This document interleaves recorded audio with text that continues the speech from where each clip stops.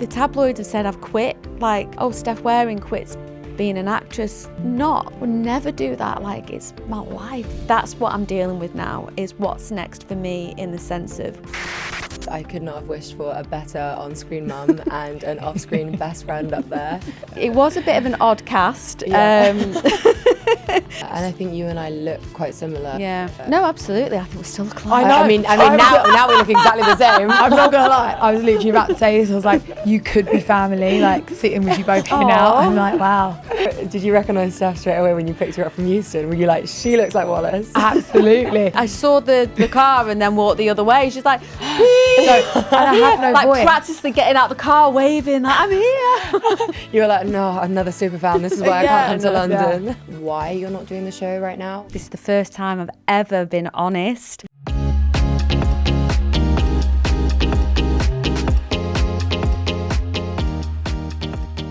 Hey guys, welcome back to The Girls Next Door with your hosts. I'm Wallis Day. And I'm Francesca Allen.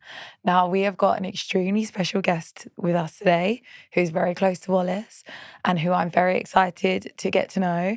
However, I won't be doing as much talking because I went to Ibiza and I can barely speak. Sounds heavy. Did you have fun? It was fun. It was fun. It was actually for work. So I didn't go crazy like the usual Ibiza, but I still came back with no voice. Well, today, guys, we have a very, very special guest, someone very dear in my heart, someone I haven't seen for over a decade, and someone that we are very excited to speak to today. So want to welcome actress, mum, boss, an all-round incredible woman, Stephanie Waring. Well, thank you for having me. And also want to say you're now an author. I am.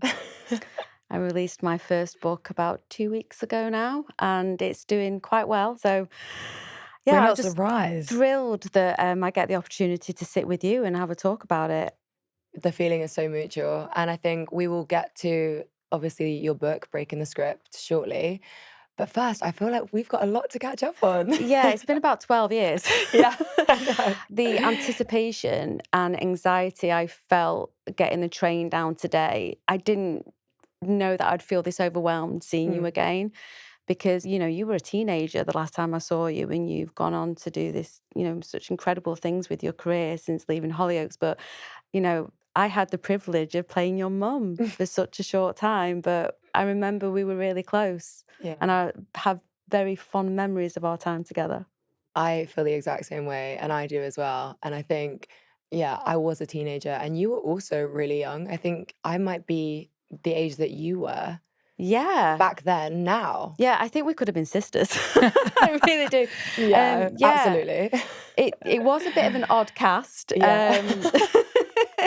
But it was meant to be. I'm so glad that, you know, that happened and that you were part of my life for a short time. And here we are. Yeah, and likewise, I could not have wished for a better on-screen mum and an off-screen best friend up there. So thank you. And likewise, I also felt really nervous today coming in.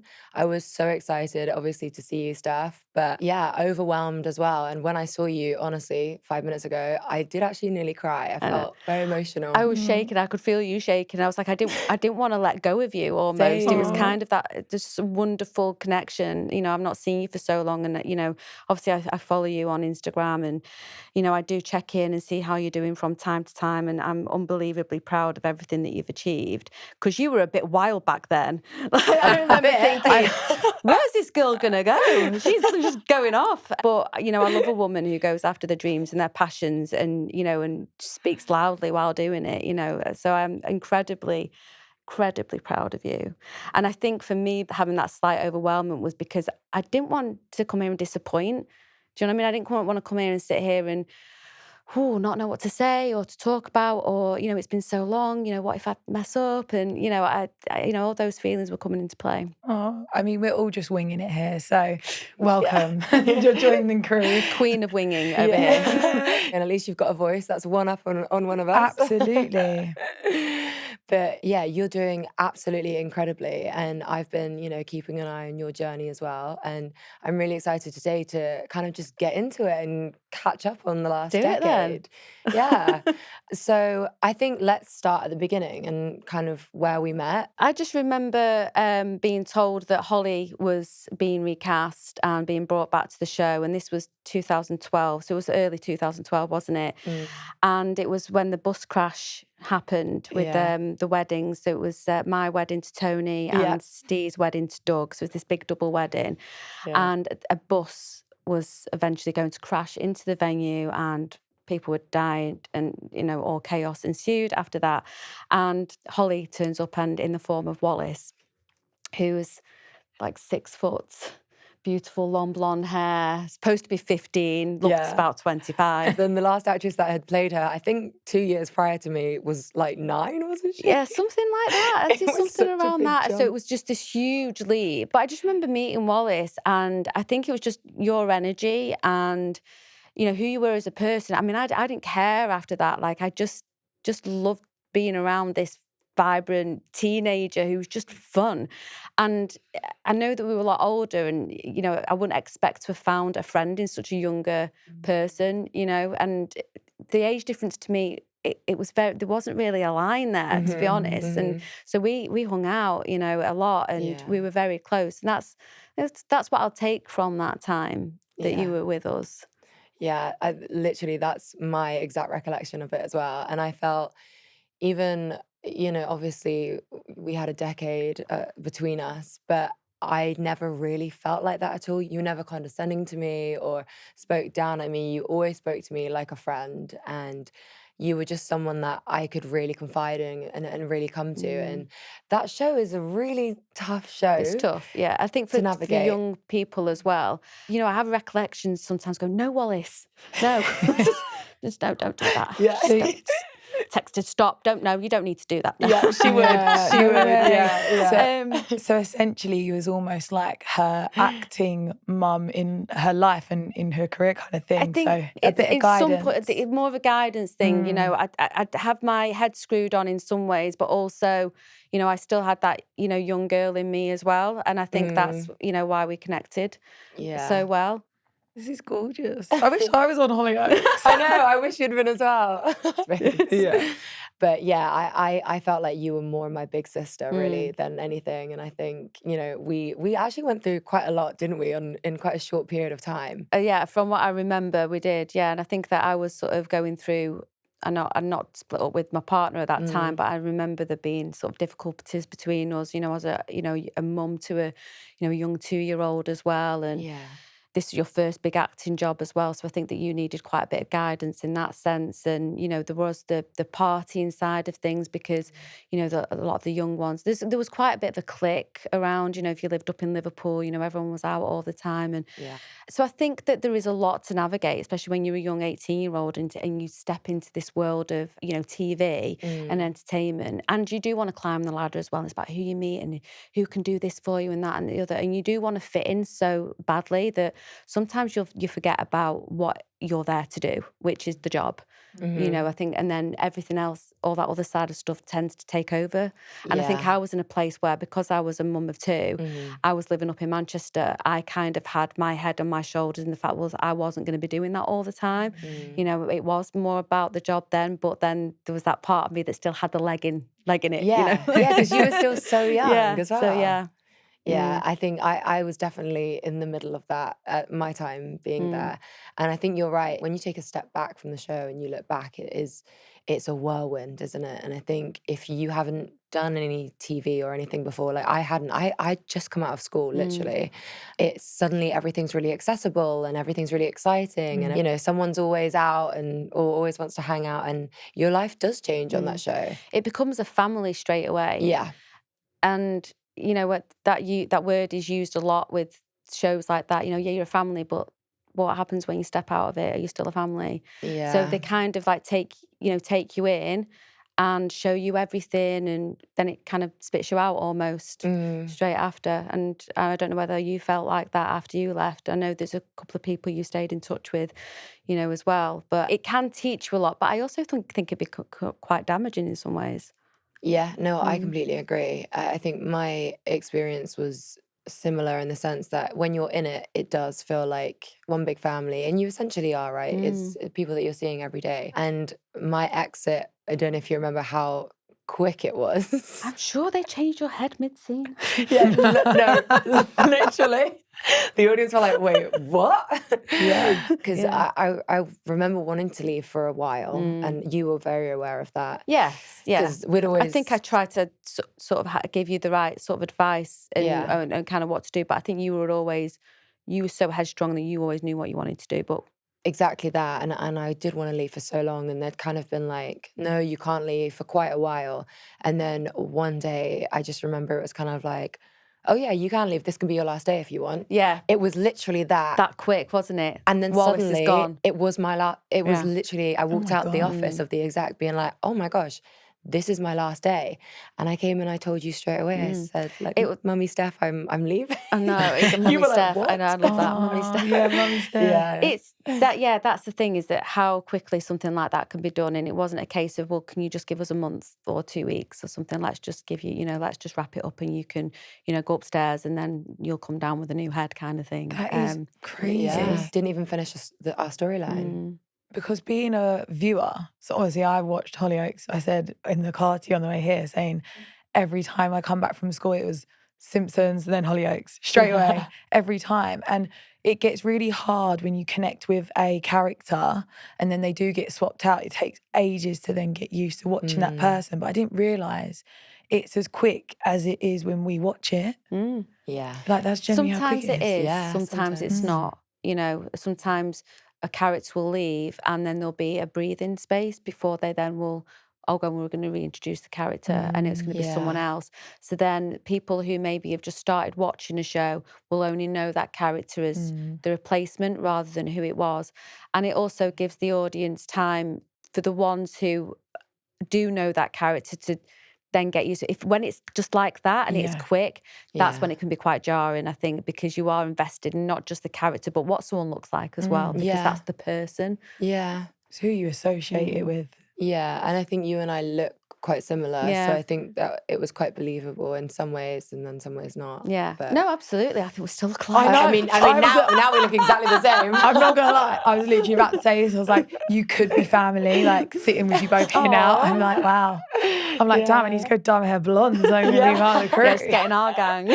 Did you recognise Steph straight away when you picked her up from Euston? Were you like, she looks like Wallis? Absolutely. I'm not gonna lie, to be wish. fair, when Wallis said that we could get you on, I was like, oh, this is actually really exciting and cool. I was like, I don't want to fangirl out coming to get you from the station, but I'll come and get you from the station. Yeah, Fran was like, do you think I can? I was like, yeah, sure. Oh, no, I really appreciate it. Thank you. Yeah. I nearly actually didn't get in the car, though. I saw the car and then walked the other way. She's like, And I have no like voice. practicing getting out the car, waving, like, I'm here. You were like, no, another super fan. This is why I can't come to London. But I didn't have a voice to call you, so I just used the horn. I was like, Oh, really?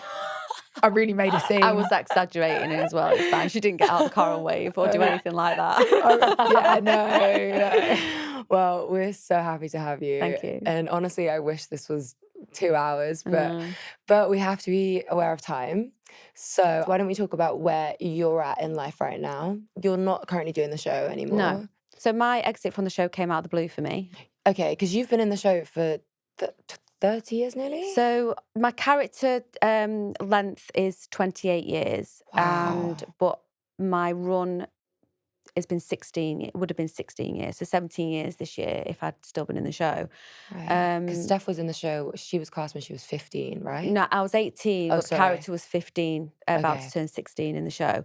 That was in 1996. And then I left in 2000, went back briefly in 2004, but the mainstay was from 2008 till last year.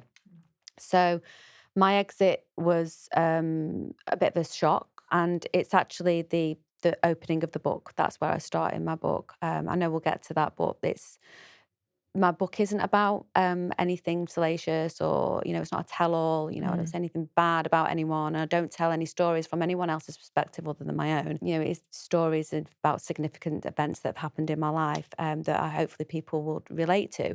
But I start with a particular story about the exit from the show because it was that pivotal moment of, fuck, what the hell am I going to do now?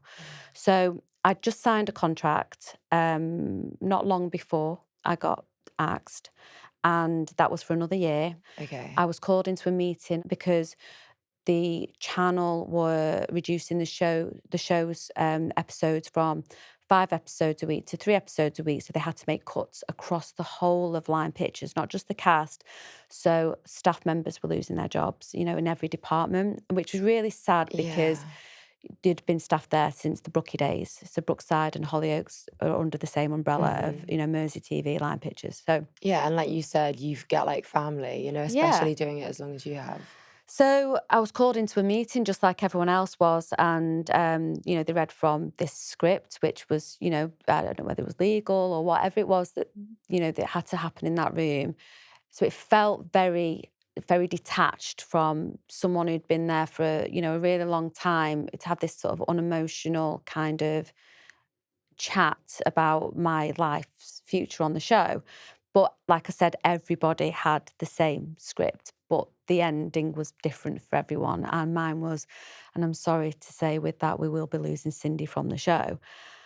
And in that moment, and I do say it in my book, I did lose my shit. But the way I write it was I lost my shit. It was actually supposed to be quite funny. But then Being very honest. The tabloids made it out like Stephanie Waring lost her shit. And I'm like, well, it wasn't like that. I wasn't like throwing chairs or anything. Yeah, of course. Almost. I mean, I don't blame you after all that time that you've The invested. anxiety that washed over me in that moment, because I just was like what? Like, because I hadn't know anything else at 16 years.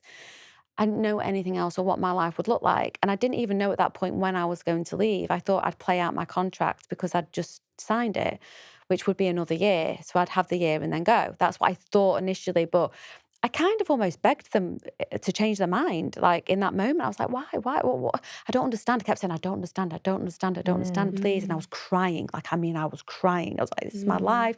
This is my job. Like, and I was grabbing onto anything I could think of. And they kept saying, I'm so sorry, Steph, so sorry, but you could come back. And I just went, well, tell me when I'm going. And they said July. And when they said July, it was like, well, like three months. We're just going to get wrapped up that quickly.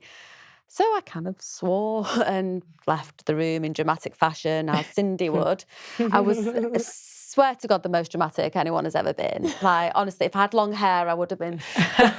But I was devastated. And I tell it in great detail of what happened. Like, my memory of what happened, I wrote it all down pretty much a few days later. So I knew what was said. I could remember how I felt. It wasn't like I took a period of time to actually think about what happened and then go back and rewrite it. And it didn't quite correlate with what the events that happened that day. Now, the reason why I told that story was because I wanted to be honest from my point of view, how I felt. They had a job to do. So it doesn't matter who I was, whether I was me or someone else sat in that chair, they just had a job to do. I was just wanting people to know how I felt and my reaction to it. So it wasn't a case of, wasn't anything bad on them. Like I said, they were just doing their job. So yeah, so that was a bit shit. I feel though, if you didn't react with any emotion, then that also would be quite strange, considering it's such a massive part of your life and your character is a massive part of the show. Yeah. Like, I associate Cindy with like my childhood and like Yeah. the massive part of it when I was watching it. Yeah, of course. So after that, I went home and took a week off, but I only cried for a day. And that shocked me a little bit because I was a bit like, well, it's because in my gut, I felt like it was the right thing to do. Even though it was so devastating, I felt like, well, okay, what's next? And I've been on that journey since. And this is what came out of that. I wouldn't have even started writing had that not happened. And I studied to be a life coach under the Jay Shetty School, which I've took a lot out of. It's not my primary focus as in career-wise, what I'm doing, but being qualified and being able to sort through my own shit and my own demons and, you know, be who I need to be for me and for my kids and, you know, what I want to do moving forward. I needed to learn these lessons, so. Wow. So strong. Thanks. Yeah, it is. I work out. But I suppose it's like the fear of like unknown, but the fact that you just was like, you know what, this is happening, this is what I'm gonna do. And the fact that you're being so vulnerable and open with us and the world now with your book is just really inspiring. Thank you. Appreciate Yeah. that. It wasn't easy. It wasn't easy to write because once I started writing it, I had to then go back to the first trauma. And that's what I said about the book isn't about one thing. That's what I want to get across, because I've been talking a lot about eating disorders on my Instagram, and I don't want there to be a misconception about what it is about. Now, the front cover... You look gorgeous, by the way. the concept is, it's a Japanese, I don't want to say this wrong, is it kintsugi? I know what Kintsugi. yeah. Kintsugi? Yeah, that is Yeah. when it's a crockery breaks and they put it together with embossed in gold, and that makes it stronger. So that's kind of where the concept came from. And my dear friend Rob Ellis came up with the concept and the design for the book. I love it. But I absolutely love it. My I think it's so powerful. My dad always said this when like my sister got glass, but lucky it wasn't her face. And he said this, he was like, all your scars make you who you are and make you beautiful. Yeah. And that's obviously even from the inside. So it's a great representation, honestly. That's why it was born from, that, because the book isn't a memoir about my whole life. Like, I don't go in depth about my childhood or who my parents are, or my sisters, or who I knew, and or how I got in the industry and all that. Well, that is in there actually, but it's about significant events that shape your life. So it's multi-layered with different events and different topics. So the first trauma was I had anorexia when I was 14, 15, and I nearly died. So young. Yeah, and that stayed with me for probably my whole life. I'm only really coming out the other side of it at the minute, and I'm 47 now. So I've done a lot of work, and there's a lot of help with the recovery. So I do talk about that quite in depth, and what happened to me and being in hospital, and then it goes into becoming an actress and how that all came about, and Hollyoaks and first getting the job, but then hiding an even darker secret, which this is the first time I've ever been honest to anybody, because I'm sure they knew what was going on back then. But I developed bulimia when I first got the part on the show. And I went from starting as Cindy at 6 stone, and within the space of a year, I put on 3 stone. And it's when Cindy was pregnant with Holly. So anyone remember the show from when I was pregnant with Holly back then? They even showed them in lockdown because we ran out of episodes. And it was so traumatized for me, because that's when I'd put on all this weight and no one knew what was going on. But I was severely bulimic, and I hid it, and I was partying, and I'd left home, and all these things were going on. It was chaos. But that followed me for 25 years, and I was never open about it because I felt so ashamed. Like, I felt like if anyone knew, then I would feel, I don't know, ashamed, I think is the only word, like guilty almost, because it's surrounded by so much guilt, and I don't think it's talked about enough. I think a lot of people think that it's, oh, you're just worried about the way you look. And a lot of the time, especially like with bulimia, I don't know if this was with you, but it can come from a sense of, I don't have any control over my life. And then this is like food and what I'm consuming, and then getting it out. It's like a sense of control. I think you're right in some respects, because I think that can be for some people, but I think a lot of where it comes from as well is with something like bulimia, your body is fighting for something, and a lot of the time it's fighting for food. So if you're restricted most of the times, then your body wants to binge out. So if you're like sort of eating normal, you could be just having the best day ever, and then suddenly you might find yourself at home alone, and then you'll grab something to eat. And if it's out of your window or plan or something, it's like a trigger almost. And then it's like you leave your body, and your body's basically craving for so much food. And then you've got to get rid of it all, because then there's this guilt. And that's like kind of really brief way of sort of describing it. I do go into more depth in the book. It's like, it's disgusting, really. But I feel like as well, it is the control aspect, but your body is trying to survive all the time. And when you don't give it balance, it's trying to reach for the nearest thing. And more often than not, it's sugar, it's glucose. And that's why carbs or the fatty foods, the sweet things come into play. And that's why you lose yourself. And that's why you get trapped in this cycled loop, and it's really hard to get out of. Yeah, it almost becomes like a vicious circle of this. It's any addiction. Yeah, it's addiction. That's what it is. Wow. And I mean, how do you were so young, obviously, when you got cast in the show, going through that. How do you even begin to process any of that that's happening to you? Could you speak to anyone, or were you No. just did you feel so I alone? felt so alone. No one knew. This was very secret disorder. I think that people knew but didn't know because back then there was no internet then. Like no Yeah. one Mm. knew. Even with anorexia, it wasn't discussed. No one really knew what it was about. It's not like the information is so readily available to us now. But it also gets tossed about around like it's nothing. Oh, I had anorexia for like 6 weeks. Oh, I Mm. had bulimia for like a month. No, you didn't. Like you Yeah. just went on a diet. It's Yeah. like, Yeah. but you've Yeah. probably got disordered eating, but it's completely Yeah. different things. The Mhm. seriousness around it, I don't think gets talked about enough. But sorry, digressed. I tried to get myself help while I was on the show and went to see a therapist. Mm. And it was very much CBT, but kind of kept wanting to talk about my childhood. That's not the approach I needed. And it is an addiction cycle loop. It is breaking those addictions. I don't think talking about my childhood, which I thought was actually pretty good, Mm. Mm. is not going to help me stop reaching for the cake. Yeah, Mhm. yeah, it's true. Mhm. So yeah, I did try, but I think it wasn't like constant for me. Like I'd say 25 years, I'd go into remission for long periods of time. And then say Easter came around and I wanted a bit of that Easter egg, and I'd have the Easter egg and I'd go, well, I've got to finish the whole thing now. May Mm. as well have another one. Right. Or what else is in the cupboards? Yeah. That kind of thing. That's how those triggers would happen for me. Right. Okay. So the remission times, like how long would those periods be? And would it be like you constantly fighting in your head, or would it be? It could be months, weeks, but the longest time for me was a year. And ironically, this was when I went really skinny. So in 2014, I went ridiculously skinny. I just split up with Lexi's dad, and I was in the press for all kinds of reasons back then. But everyone thought I had anorexia again, and I didn't. I was actually eating, and it was the first time I'd not even, had the binge purge cycle. I Mm. wasn't being bulimic, and that lasted a year. And then it came back after that, just sporadically. So it wasn't a continuous cycle. Mm. It would just be so happen that my body would be craving a little bit too much. And then Mm. the old thought patterns, everything that I was doing would come into play. And then suddenly I'd be knee deep in my toilet bowl.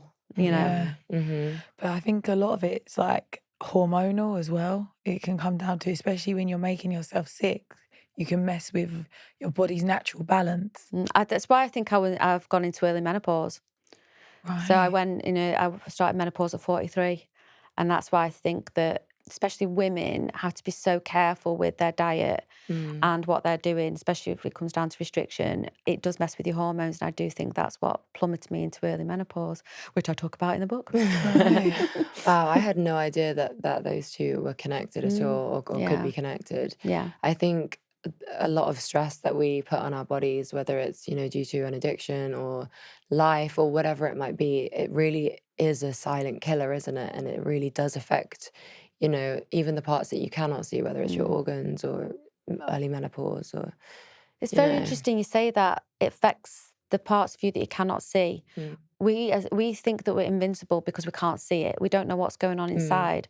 And you're right that any stress that we put on our bodies, whether it be through addiction or drinking or eating disorders and not giving ourselves balance, it's doing something to us internally that we cannot see. And we always think we're okay, but I think a lot of us are always fighting for something. If we're not getting enough sleep, or we're over exercising, or the stress at work, we can't see it. Therefore, we think we're okay until we're not. Mm. Yeah. And right now, for me, balance has been the one thing that I've created for myself that is just where I feel like homeostasis. Like, have I said that right? I hope I have. I think so. I'm Don't trying, ask me, to I'm sound always so saying the wrong thing. intelligent here, and I'm like homeostasis. Where I just feel like there's no panic going on. My body's not searching for the dopamine hits so much. Yeah. Where I can sit in boredom sometimes and not go, right, okay, well I need to do something now because my brain is searching for something, whether it be food or whether it be a drink or whether it be, a connection with a person or, spending time with my husband or my kids. Mm. Just being is really difficult to do, I think, for us. And we're constantly grabbing for our phones. If there's that moment of just being sat there. Like in the gym, for instance, I go to the gym now and I don't touch my phone in between sets. That's really It's good. uncomfortable. Yeah. It's so hard. Yeah. But we have to be a It's bit very uncomfortable good. sometimes because now everything's so easy almost. Yeah. That it's like we don't have, you know, a very long attention span or a clear mind anymore with everything that is so accessible to us.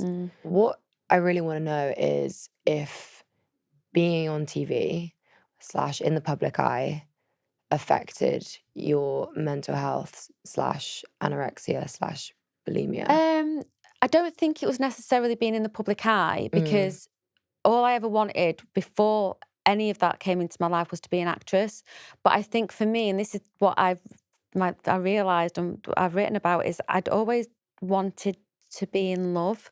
And even as a child, you know, when the first boy ever fancied me, and like I was a bit of a bigger girl, you know, I never felt attractive and I was never popular in school. So I thought that to be thin was to be loved. I put all my self-worth in my appearance. I thought, you know, you look at the popular girls, they're popular because they're thin. You know, I was a bit chubbier in school, so therefore, you know, I wasn't so popular, but I didn't think that was pretty or good enough. So I wanted to be an actress because I thought, well, everyone adores you if you're on TV, you know. And I wasn't the most confident of girls. I was shy, but I put myself through it. So when the anorexia came, I think that was a form of, well, the boy that I liked dumped me 3 times and I'm just going to go on a diet so I look good in a pair of hot pants like my friend does.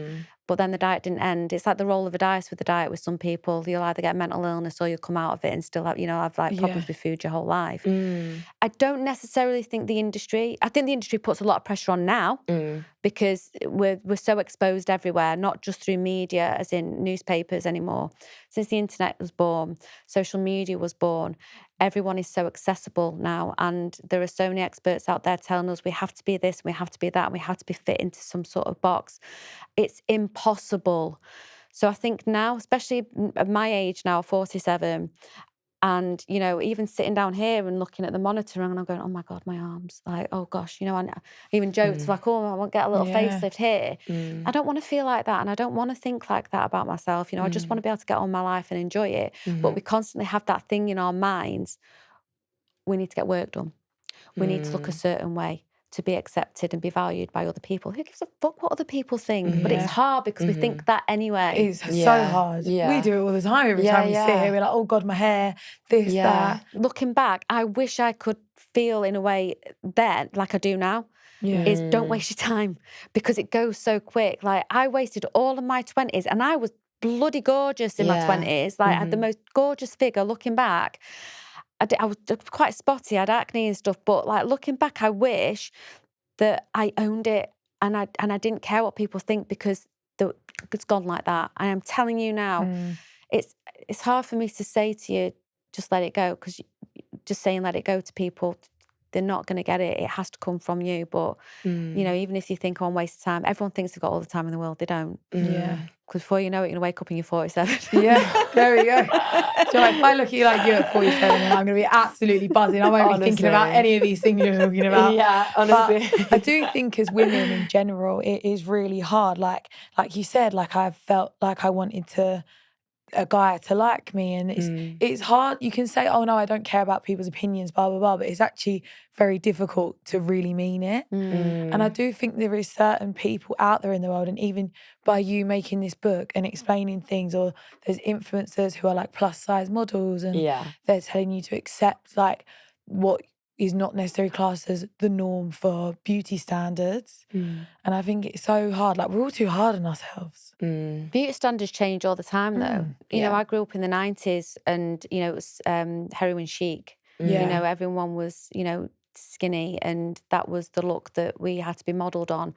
You know, now I think it's more about fitness and about being strong and curvy. And I don't think that's a bad thing. I do think that some of the, you know, the influence out there, you know, it's unattainable, I think, for some people in everyday life. You make it look so easy and it's not. I think people do battle so much to try and achieve the perfectionism. And I do this. that is unobtainable. I don't know whether we just got to stay in our lanes sometimes, you know. I always love the clips I see when people are taking the mic when they're like, you've got to wake up at 4 a.m. and read a chapter of an inspiring mind, then your cold plunge, and then you're this. And it's like, the face so in the hard. ice. Yeah. It's very hard. Do you do that? I bet you do that. No, I bet you no, wake I up in the morning and don't. put your face in a bowl of ice. No, I After a don't. night out, I would. No, but I do have one of those little ice rollers Oh, in my nice. freezer. Oh, yeah. So sometimes I'll roll, and that that feels so I do nice. all the things. I'm not saying don't do the things. Personally, I think do whatever you can to make yourself feel good. Yeah. Feel great in your body. Move. Yeah. Eat the nourishing food. But have the pizza on a weekend. Yeah, yeah. You know, have a drink if you enjoy a drink. Just don't drink every day. Yeah. Don't have the pizza every day. It's when something gets demonized and it's labeled good or bad, that's when things become messy. Yeah. Because even that bad thing, you can't eat that. I drink a can of Pepsi Max every day. I love it. Yeah. But it's just one. I'm not drinking 12, you know, and I have people saying to me, you can't drink that, it's full of shit. And I'm like, I've been drinking it since I was like 9 years old. Look at me. And you Exactly. enjoy it. And you enjoy it. And it's a small thing. And I think it comes back down to, again, talking about balance and like not always demonizing that one cookie or that one sugary drink you want to drink. I think it's hard for some people though, because when you say balance, I don't think people know what balance looks like. And especially for people who are stuck in either the binge purge cycle or a restriction cycle, if someone just has that one biscuit will be then worked off like you wouldn't believe. And that becomes another form of restriction. And that's not healthy either. It's having the biscuit and just letting it go. So it's the letting it go part that I think that people really struggle with. And I do. If you offer me a biscuit now, I'd probably say no. And that's hard because I have that wiring. But if I allow myself, like tonight I'm going out for dinner and I'm going to have a few drinks with my friend and, you know, I probably will order the dessert. But that's okay because I'm not going to order it tomorrow. Or will I? Yeah. Maybe I will. It's Exactly. Saturday tomorrow. Yeah, exactly. I think it's when it comes with guilt. Like even there's people out there who are super healthy and doing all these amazing things. And like my fiance, for example, would be like, wow, how inspiring that person's doing this. But then they talk about how they feel guilty if they haven't gone for a run that day. And then that's a form of like addiction and it being something that then would be looked at as positive from the outside, but is actually very negative. The one thing I've started doing, which has really helped me, and I don't know whether it'll help anyone out there who is kind of feeling a bit stuck, I don't lower my calories. I eat 6 times a day if I can. So I'm not craving food. I eat nourishing, healthy food, 80% of the time. I'll have my treat on the weekend. I don't call it a cheat, I call it a treat. And this is with the help of my nutritionist, Nick Wall. This is what I've been working with him on, and it's so freeing. But I use my exercise as my deficit. So I don't over-exercise. So I'll strength train 4 times a week, but I walk every day. So, if I can get that walk in, I'll just use that 100 calories or 200 calories of exercise as the deficit, not the food deficit. Yeah. Because you go too far, your body adapts. And that's the thing is what people don't realise is that if you're cutting out 500-600 calories, your body will adapt to that. And then what do you cut out? You've got to cut more, and it'll adapt and it'll keep adapting because it's so smart. Because it wants to survive. And I think that a lot of people don't get that. If I knew that back then, that it will keep adapting and I will have to keep eating less and less and less. And all I needed to do was just keep eating and just keep moving to just keep my body at that, where I want it to be. Yeah. I think it would have saved me years of torture. No, I love I this. didn't know that. I had like similar views on food and things like that. I think most women do. And it took me a long time to like train my brain to look at food in a different way and not be beating myself up about things and just being like more, I want to say normal in regards to if I want to have it, I'm going to have it, and walking all the time. When I did Love Island, I gained a lot of weight after because, again, that whirlwind of going out all the time, making myself drink because it was giving me more confidence to speak or walk in a room by myself. And then the drinks that they would give you were these sugary cocktails when you walked in. So then I'd eat loads of food after, and then I think, oh God, I've got to go for this shoot. Like, don't eat all day.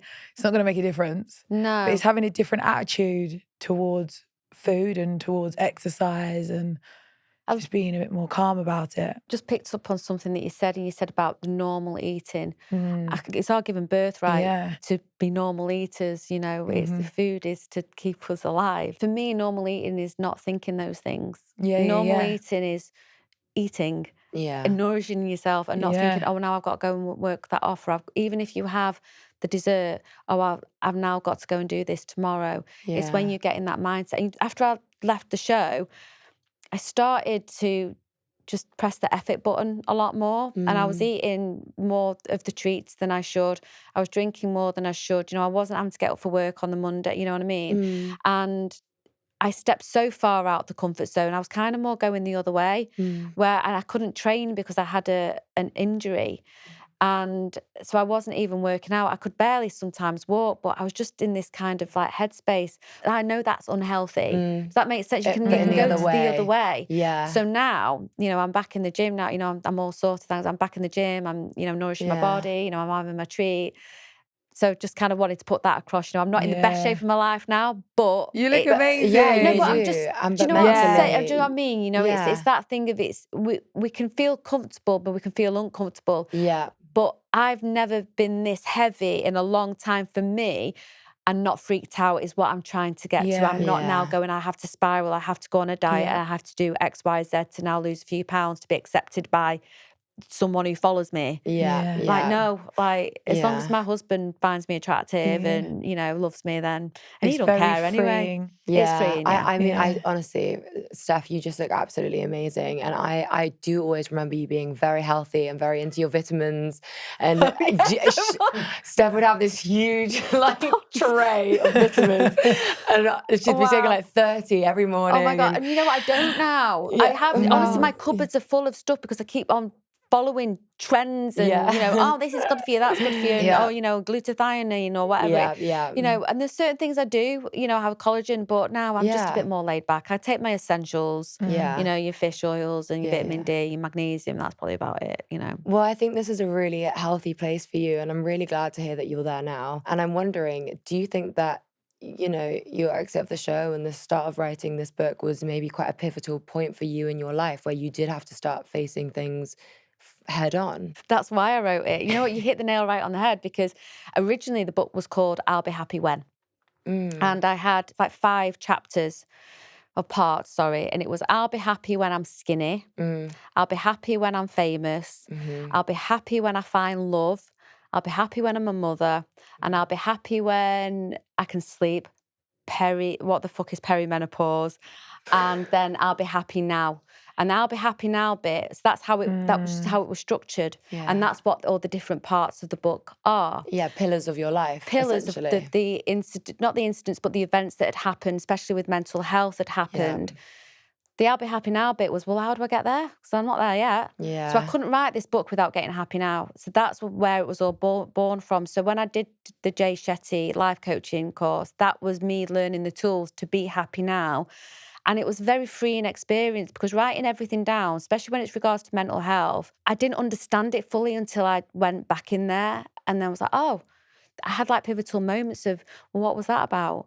Why was I doing that? Oh, that's why. And that really helped. So that's kind of how it all came about, into then breaking the script. And like a journey of surviving mental health and finding love, because that was a massive one for me.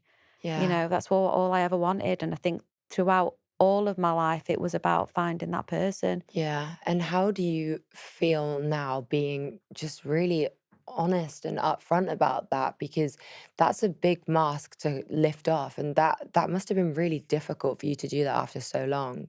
It's been difficult laying myself out there so honestly and up for scrutiny from, you know, whatever. But thankfully, you know, the people that have read it have said they can't put it down and have really related to my book. And I'm so thankful. And I'm a one-woman promotion band here. I don't have a massive publishing house behind me. I don't have a big PR agency. It's me, my social media and word of mouth at the minute. So I'm really grateful for anyone who's picked it up. Putting all this out there has been difficult, but has been very cathartic. And I'm hoping that if I can even change someone's life, or they see their story in mine, and I can even help one person, then I've done my job by sharing my story. The one thing I do need to wrap my head around is, at the minute, is I'm not acting at the minute, and that's difficult for me. Mm. And I don't want to get upset because I loved my job. Ugh, I really loved it. Like, I miss Cindy so much. Oh, fuck. Oh, it's okay. No, we're here, we're Yeah. here. Like, I miss her because she'd saved my life at one point, and it's in the book and how she saved my life after I had Lexi. Because I didn't think I'd be here if it wasn't for going back to work early. But that's in there. I don't have to get into it now. And now that's not there anymore. Like, those heels aren't there for me to step into. You know, her quick wit and her confidence and her all of that. I can't step into that anymore every day. I can't pick up the script and leave me behind and have her voice coming through me. You know, I'm not having fun with my friends on set anymore, you know, and just forgetting all my troubles. And so I'm not doing that. So it's really difficult coming out of a soap and then for anyone else to just believe in you and to take a chance on you, you know, and to give you a chance in another role. And I'm finding it, I know the industry's quiet at the minute, but in all honesty, the tabloids have said I've quit. Like, I've not quit, you know. Oh, Steph Waring quits being an actress, a life coach, and I'm not. Like, I would never do that. Like, it's my life. Like, I love acting. It's my passion. So it's really hard thinking that now my life might be taking a different direction because I might not get the chance to step into another character's shoes for a while, you know. And I would do it all, you know. I would, you know, I want to go on stage and do theatre. I'd take the bit parts, you know, I'd step into other people's shoes. I want to learn, you know, and I want to peel another onion, so to speak. I'd even play Cindy again. It's just, that's what I'm dealing with now, is what's next for me in the sense of who am I now? I might have written a book, but it's what do I do now? So, yeah. Wow. Oh, No, thank you like, for that, honestly. as obviously an actor, I resonate with a lot of that stuff. And I think it's what an audience doesn't always understand is that the character you play is almost another side of you. Like, it's crazy to say, but like, it's almost another person that you get really close to. And when you hang up a character, you put them back in the wardrobe, it's really an emotional and hard thing to do. Yeah, it's hard to say goodbye. Yeah. And they treat it like it's nothing, you know. Yeah. And the person that is left behind is you, and she's gone. The alter ego's not there anymore, you know. Yeah. But with the articles, I think it's bad to be pigeonholing you into one section just because now you're an author as well. I feel like it's just something that's adding to the amazing It's a person that headline. you are. That's all it is. It's just a headline. And I think that's what I've had to get my head around a lot is that if I put something out on Instagram, you know, tabloids do tend to dissect it and then they'll pick out the thing that will be a clickbait. And it's, who cares who's reading it? You know, who cares whether people think I'm just a life coach and I'm not acting anymore? That's what the mindset I have to have around those things. Like, who cares? Like, as long as I know what I'm doing and the people that I love know what I'm doing, then that's all that matters. Exactly. You have no choice but to think that because, it's so hard when a big company or journalists have a narration of your life and are putting that out there, and you know that that's not the truth. And that's really hard to not, I'm sure we've all experienced it, to not step up and say, actually, this is the truth. That's not who I am, or that's not the reason. Even, for example, like me exiting the show, like there was so much I wanted to say, but so much that I couldn't say at the time.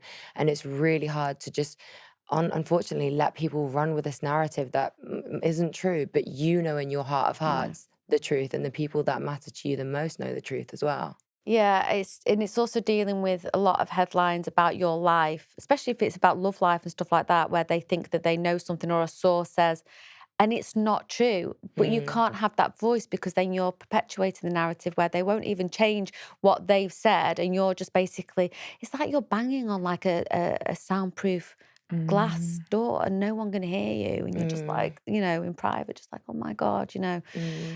But unfortunately, if you're in the public eye, you kind of like free meat, aren't you? Is that Yeah. No, It's I almost get it. like saying that you've put yourself out there, so not like you're asking for it, because that's awful. no one deserves to be made to feel bad. Yeah. Honestly, I thought I'd be coming on here and I'd be laughing and joking my way through this Sorry. podcast. I'm like, oh my God, like, let me turn on my sarcasm chip. And I'm like sat here crying, like, what are you doing? I think like when You're you're getting around a real. lot, and I think when That's you're good, around though. a lot of feminine energy, like I've always felt like I'm in such a safe space with you, and I hope that you feel like that with us.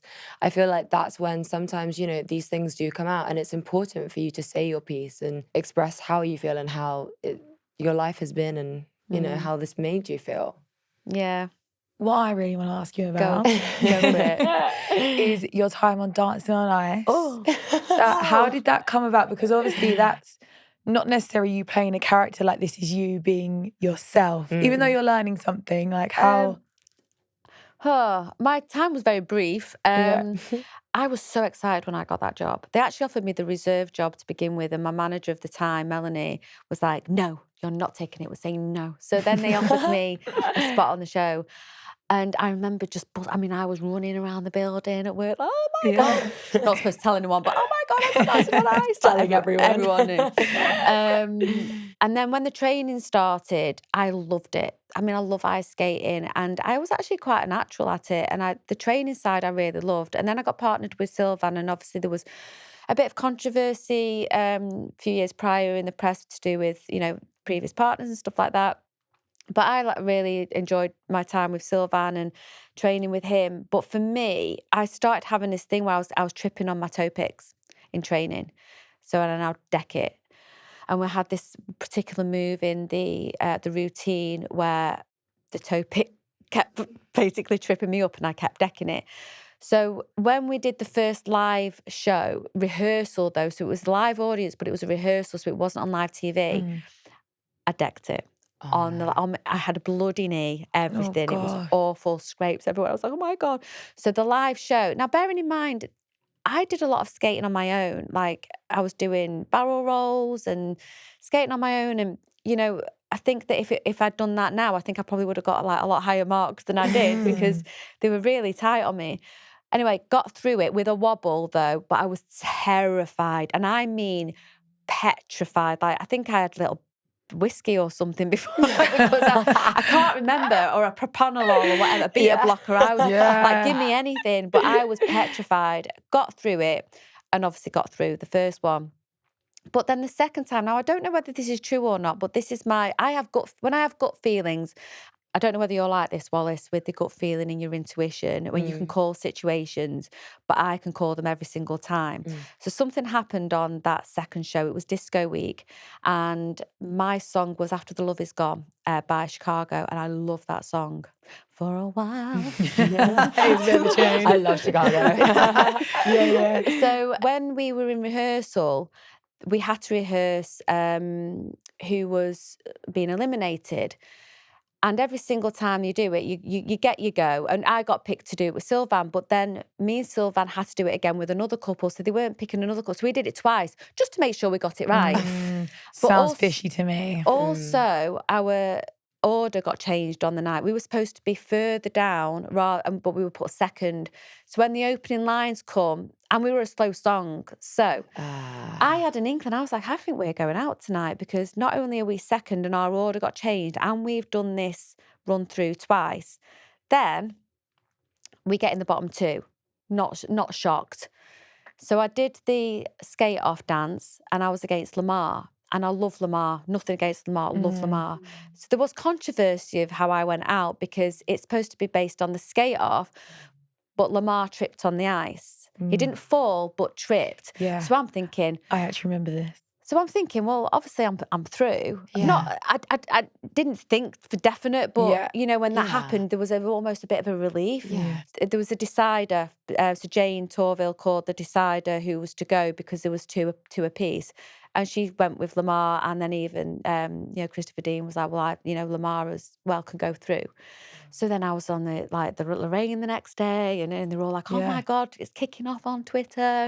Everyone's saying, you were robbed. And it was really like a massive, massive thing. Yeah. But part of me was quite glad because the dance that I had the next week was Shut Up and... No, it was not Shut Up and Dance. It was She's So Lovely, She's So Lovely. And I'm like, that was really quick. And I had like a full schedule at Hollyoaks. And I'm like, there's no way. And I was injured. I was like, so no way I would have got through it. Shooting the show at the same time. I was shooting the show, yeah. Wow. So I didn't have like a lot of hours goodness. to rehearse. And you had the turnout around is quite quick. Yeah. So when I was eliminated, I booked a holiday to Barbados. Oh, lovely. And I got paid the same. So I was like, yeah, great. bye. Every silver lining. There was a silver lining, yeah. Yeah, oh my goodness. But did you enjoy it overall? No, I did. Or... It was just the live shows. The anxiety wasn't worth it for me. Right, yeah. I think learning a skill was great, but then performing that skill live on TV, you're dancing on knives, essentially. Yeah, no, that wasn't my bag. Give me something where if I'm just sat in a jungle or sat in the Big Brother house, that might be more up my street, you know. But I think it's cooler to learn a skill. And hey, you can add it to your acting portfolio now as well. That is true. Yeah. You could play like an ice rink. I could be like I, Tonya. Yes, there we go. Yeah. The oh new my Tonya. goodness. Yeah, I, Tonya, you heard it here first. I think who played I, Tonya? Margot Robbie. Yeah, the Queen. Yeah, the Queen. Yes, and I watched it as well. I don't think that I would. I could replace Margot Robbie. You could be a stunt double then. Really. Yeah, no, maybe. you're better than that. Steph, you are an absolutely fantastic actress. And I don't think you're going to be short of any opportunities. I think enjoy the time off that you're having now from the show because, you know, you've put a lot of your life into that and many years and tears and, you know, your heart. And I think a lot of work opportunities are coming your way. You're an incredible person to work with. You're an incredible person, period. And you are exceptionally talented. So I'm really excited to see what you've got coming up next. And I think that this chapter of your life where, you know, you've really faced your mental struggles head on is not only super empowering, but a really positive, pivotal moment for you in your life. Even the life coaching stuff that you've been doing. And I'm just really, I think, honestly, you're unstoppable. And I think I'm really looking forward to what the next chapter is bringing for you.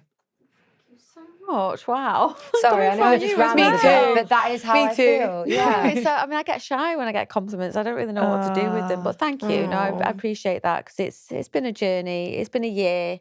Yeah. It'll be a year on July the 4th is when I left the show. Wow. When I left, I'd booked a holiday to go to the Maldives, and that's when I married my husband. So that was congratulations. Yes, that's all I'll be thinking about that time. Amazing. That day. Yeah. So I do just want to touch on your family, if you don't mind. No, go for it. How are my sisters, my Mia half and sisters? Lexi. How are your beautiful Mia daughters? is nearly 20. Wait, what? And I think she was like 7 last time you saw No, her. when I last saw her, she was like 6 or 7. She's 7, 20. So yeah, she's oh my goodness, forced to be reckoned with. Yeah. Lexi, my little mini me, will be 15 in September. 15. So she was 2. Yeah, I mean, you had just had her when I joined the show, and when I left, I think she was 2. Yeah. She was a baby. She's a little mini me. Yeah, she's hilarious. She was always a mini you, Steph. So yeah, they're doing good though. Lexi's just doing mock exams at the minute. Mia she's working. She's got a new, she's a bottle girl at the minute. Oh, really? New club called Continental or something like Do you know that. what, So she's though? head bottle girl. I'm head bottle girl. Yeah. Oh, I love Yeah, That's that. so fun for her though, especially at that age. Yeah. Yeah. So fun. She's loving that. And she's just being her, and she's just, I think, just enjoying every bit of being a teen. Well, she's nearly in her 20s now. So just those last years of being a teenager and just... Yeah, it's hard though with daughters. You know, you want to give them advice, but they're just going to want to do what they do anyway. And probably in a pair of your shoes as well. Oh yeah, don't get me stuck. Mum, can I borrow your shoes? I'm like, Yeah. go on then. It's a good job I don't buy designer anymore. Like honestly, wrecked. Oh, I bet they are spoiled for choice of your wardrobe. Yeah. Most of it's in the loft. Trust me. Like I wear the same clothes every day. Like it's just me in my kitchen and my laptop. But honestly, I'm sure they learned so much from you. Like this has been a very inspiring conversation for me here, meeting you today. And I feel like there's things that I can take. I'm really excited to read your book and hopefully learn some more about you and about myself whilst reading it. Thank you. Yeah, I love that. Likewise. And I just want to ask you one more question. Go on. What advice would you have for a young girl like yourself who is starting out in the industry at such a young age? I would say keep your eyes open. Don't believe everything that anybody tells you. Make sure you learn about tax. Oh, God. Make sure you learn about tax. Put your money away because you don't want to be stuck when that big tax bills come in. I think to always keep the people around you who are close to you around you. Don't let them go, and always listen to them and keep a bit of you, because it can chew you up and spit you out. And I think as well, if you get into, the TV or film or even just in this industry in general, no one cares. They don't. They will at the time, and you might think that they will, but they don't. So I'd say just keep your circle close, and trust your gut and your instincts, and don't do anything for anybody else unless it's, I don't know, serves a purpose maybe, or, there's a contract in place. Yeah. I don't know whether that's the right answer, but if it was me, I definitely would the tax thing. Yeah. And also to not compare yourself to the person you idolize. That's a tough That's one. great advice. Yeah, I think Really? that's great advice. And you know what? It's come from your life experience and from your perspective of life. So thank you so much for that. I will try and take that on board. And honestly, the conversation that we've had today has been really insightful and so amazing to see you again. Likewise. I'm going to give you a massive squeeze after this. Thank you for coming on the show. Oh, thank you for having Thank me. you so much. And I adore you. Adore you. I always have, and I'm so happy to see you. I think, this is what the cool kids are doing I can now. see why she adores you. I also adore you here now.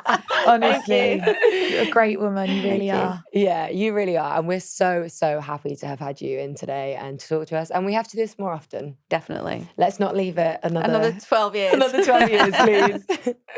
Oh, well, I love you, Mummy Steph. I love you too. And you'll always be Mummy Steph to me.